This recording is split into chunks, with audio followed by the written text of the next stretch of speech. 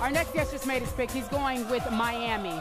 He just finished up a pretty decent season with the Clippers. You were a former first-round pick. You went straight to Bobcats. Now you're playing with the Clippers. We enjoy you. Yes, I love being here, hanging out with the fellas here today. You do. Hey, he's been on the show a billion times. We miss you. Bro. Yes. How you been? I've been good. All right, so we have a lot to get to with you. Yes. Okay, we'll talk about the Clippers in a moment, but explain your pick. Miami in 7, 6? 6. Miami in 6. I'm not going to go against LeBron. I think game 2 is on a different level. And to be honest with you, without that cramps, we could be 2-0 here in South Beach. And I feel strongly about my pick. The Spurs are really good. I just feel like LeBron's at a different level right now than everybody else on the floor. Did you guys have to play the San Antonio Spurs this year? If memory serves, I think you did, didn't you? In the regular season and playoffs, OKC got us. But no, Spurs are a really good team.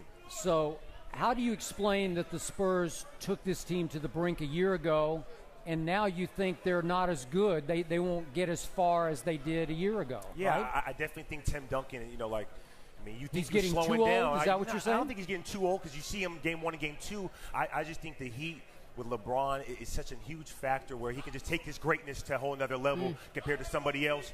And I know these role players are going to play even better. Chalmers hasn't played pretty well in the first 2 games. They play better at home. Haslam, Battier. I see these X factors coming up big and them taking 2 games here.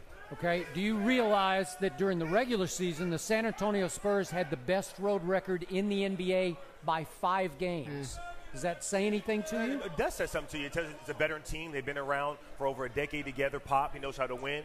But this is not an easy team here. The Heat, 2-time champions, LeBron, Wade, and Bosh on a mission, and I got them winning this. What has you convinced that the Miami Heat will do better against the San Antonio Spurs this year, meaning winning the finals in lesser games than they did last year? What is it that stands out in your mind that makes that difference for you? The format. I think them not having home court because they got one in San Antonio. I don't think anyone's beaten them at home this year for the playoffs. I see them going home, taking care of business, going back to San Antonio. San Antonio's not going to lose 3 straight. We know that.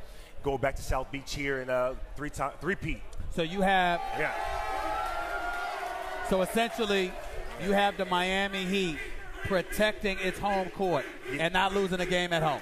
Yes, that is correct. I think just the X factors of Chalmers, these bench players play better at home. We all know that. It's always been around. And on the road, you saw LeBron and basically Bosh and Wade carry them. And I see Birdman. You hear Birdman out here. Big home games here for the Heat. So, Jared, would you agree with the premise that we've been kicking around on the show today, that Miami has the 3 best players on the floor tonight? Is that would you go there? I wouldn't go there. I definitely think Tony is just as good as Wade and Bosh when he's at his best. He is not at his best right now. You know what? He's a human being. People have bad games, but if Tony Parker came out tonight and had 27 to win, would you be surprised here on next morning's show? I would be shocked. Really? Seriously, I don't think he's very healthy right now. That's true. And I think he's playing on fumes because he played all summer and they won. France won the Eurobasket championship. Game 1, you saw Tim Duncan. I thought he was a man amongst boys. Game 1 did what he wanted with Bosh. They kept trying to front him. He had position, so I wouldn't go that far. But LeBron is so much better than everyone on the floor that he can take over 2 or 3 guys. All right, you guys. Is Wade better than anybody else the Spurs have as a number 2? You know what? No, I wouldn't say that. Wade has those games where he can be the best guy on the floor at times, but overall total, I think Duncan and Parker can definitely have better games than Wade game 3 and 4. What was it like for y'all, particularly this postseason, with everything that you had to deal with the whole fallout from Donald Sterling and everything else? What was this? What have these last couple of months been like for you guys? It was crazy, to be honest with you. We had a meeting beforehand, before it even broke, that this girl was going to basically come out with something with Donald Sterling. No one knew what it was. Wow. And I think once we got to the room and TMZ broke the story, you're listening to the audio, and I felt the same way everyone here felt it, very disturbed. We were talking about should we play, should we not play. Well, we weren't going to let that man affect our championship aspirations, so we continue to play. How close did you come to not playing? That's a good question. Maybe at a percentage, maybe 20%. It wasn't like a high percentage. Okay.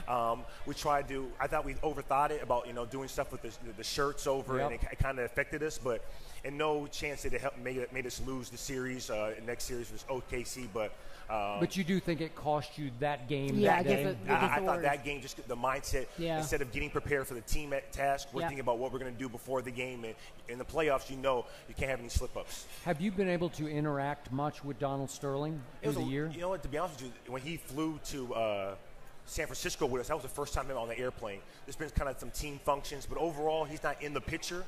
But still, man, I mean. What do you mean he's not in the picture? Not in the day-to-day? picture, like he doesn't come to practice. He's not on the road with us. He's not an owner like a Mark Cuban that you see on a daily basis. But I think we all were a little disturbed, and I think total as a league, everybody wants him out. But it's fair to say that there's no way in hell y'all want to play for him. No, that's very fair to say. Had you heard stories before all this broke We about heard some him? of the stories about the real estate and different Hispanics, how he dealt with. But overall, I can't go by the past. All I know is what happened with us. And as a unit, the NBA, no one wants him to be the owner. So where do you think it goes from here now that he's dug back in and says, "I'm going to fight"? I think it's a fight to the end. I don't think anyone. I think he's going to get banned by the owners, and I'm curious what the other owners are going to say. Thank you. I want that to be public. So do I. Stand. So do we. And then afterwards, once we know if it's not unanimous, we'll have a show here again about which owners, and then we got to get them out. Plain and simple.